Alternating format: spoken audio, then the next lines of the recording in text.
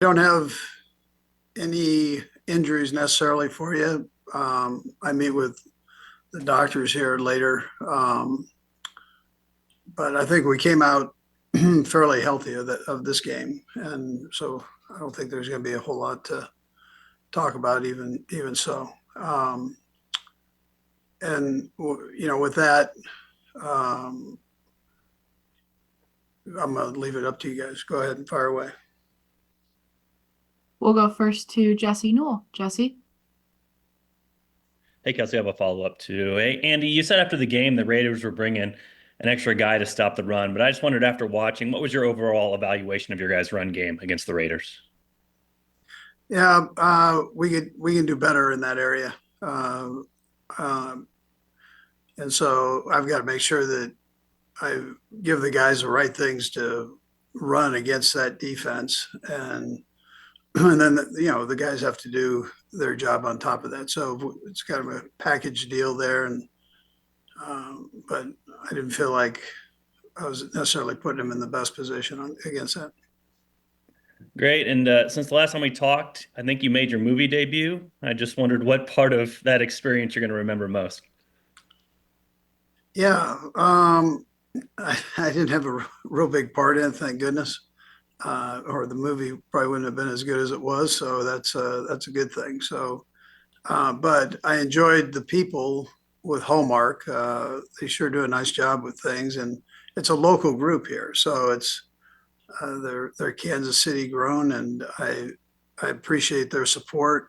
I think we have a unique relationship between the two organizations, which is something. I mean, Hallmark is one of those we all grew up with. If you needed a Christmas card, you knew where to go. And you get a Hallmark, and you knew you're in good hands there. So, um, but anyways, it was fun. It was fun for what I did there. I mean, they made it painless.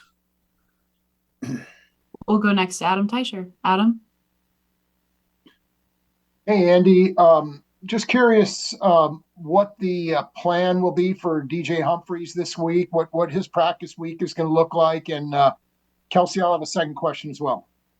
Yeah, and we'll work him in and see what he can see how he feels. That's the main thing. He hadn't played in a while, so I just want to make sure he's in good position. He did a nice job last week working in there, and we'll do a little bit more with him this week. Okay. And obviously, this season hasn't gone like you thought it would or like you hoped at left tackle. So why not? What's gone wrong there? Yeah, listen, we've got young guys that we're working in there, and so uh, the growth. They're going against good players, and uh, the good ones have gotten probably the better of us, but it's things that these guys will learn from, and they can bank for the future and get themselves better, and I think that'll help us down the road. Um, so I mean that's what I would tell you. We'll go next to Pete Sweeney. Pete? And Kelsey, I'll have a quick follow-up if I can. Andy, you guys replaced Najee Johnson with Joshua Williams mid-game. Defensive side of the ball, I know, but just how did you feel like he did coming in? I know it's been up and down for him, but just reflecting on his film. Yeah, listen, I'm glad we have both of them. I think both of them can still work in there and do some things, and we haven't given up on Nazi or anything of that sort. I mean, he's coming off pretty major knee surgery, and so we've kind of kept an eye on him with that. And I think as we go forward, we can use both of them, I'm sure. And then just in a follow-up to Adam, do you think it's a possibility for DJ to start this week, or is it just strictly you guys are going to see how the week goes? Yeah, listen, last week was a short week, so we didn't have a whole lot of time to for the fast part of the game practices, and so this week he'll have I'll have a better idea as we go, and he'll have a better idea. So how he feels, and then we just go from there. We'll just see how it all works out. We'll go next to Sam McDowell. Sam? Hey, Pete just really asked my question, but just wanted to clarify, you haven't made a determination yet, Andy, about who will start at left tackle this week? No, listen, I don't think that's probably fair to DJ. Right now, just him coming off this offseason. So I think we just play it by ear, Sam, as we go. And if he feels okay, then we give him an opportunity. If it's not where it needs to be, then you don't. So we'll see how it goes. We'll go next to Matt Derrick. Matt. Coach, my first question was kind of in that vein too, but if DJ's not ready, would you be rolling with Joe at that spot for now? Well, that's another one of the options that we've got. So we finished the game that way, and I'd rather have Joe playing in at guard because he's very good there. But Caliendo isn't bad either. So it's that's a good problem to have. But we've got some flexibility there as needed. And Xavier had a pretty nice game. Had a good job of being able to get the ball to him in space. I know we talked about him kind of hitting that point like Rasheed last year, but could this game be a turning point for him, just as far as some of the things that he's comfortable with doing and the positions you're putting him in? Yeah, man. I mean, he's getting better. I think that's what we all can see, and it's not a secret. He's putting that out there for everybody to see, and so I would. My main concern is that he just keeps doing that. That's what you want to do, and keep working to better yourself, and let's just see where it all ends up at the end. But he's doing a nice job. He's got the trust of the quarterback. He's got the trust of the coaches. He's playing fast. Looks like he's gotten his legs back from training camp in the early part of the season. So all of that's positive stuff. But you got to keep putting the product out there. We have two more for you, Coach. We'll go first to Todd Lebo. Todd.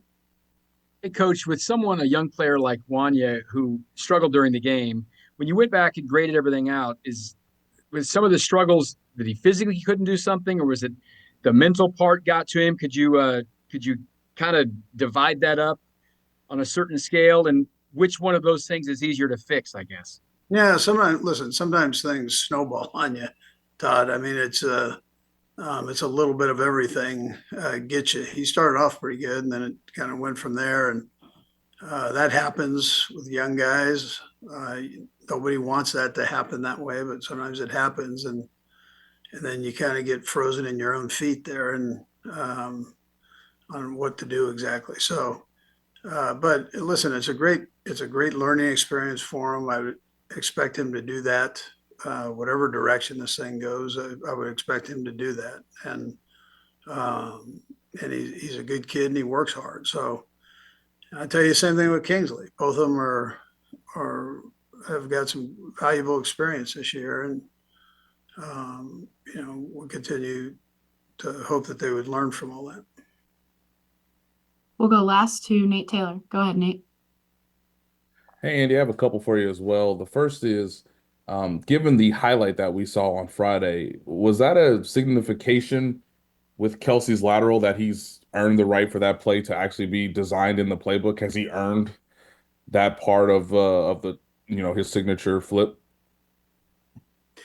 He's been doing it for a few years, so it's we do it in practice every day. You guys see that, so that this isn't just something that we throw out there on game day. I mean, it's it's something we do, and so everything's okay with that. It's just as long as you complete them. And then secondly, it seems, Andy, that you guys are playing Jaden Hicks a little more over these last few weeks. Just what's the reasoning behind that, and how much do you think he might sort of progress between now and obviously you guys clinching a playoff spot? Yeah, sure. No, he's a good player, and so him working in there, I think, is a positive. Again, he's a young guy that needs to keep progressing and challenging himself that way. I know the coaches have trust in him, and so we'll just see how things go moving forward. But he's earned that right to play more, and so he's got the confidence of Spags that way.